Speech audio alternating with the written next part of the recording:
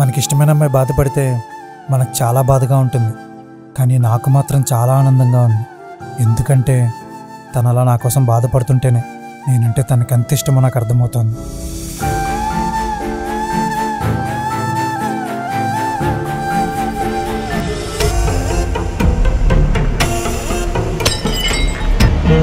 అయినా కథ అంత ఈజీగా సుఖాంతం అయిపోతే మజా ఏముంటుంది?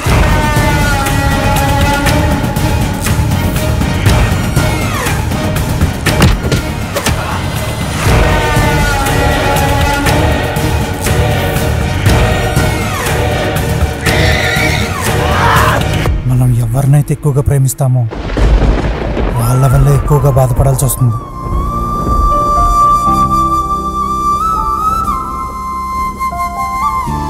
నన్ను ఎప్పుడు వదిలేవు కదా? నేను ఎప్పటికీ వదలను.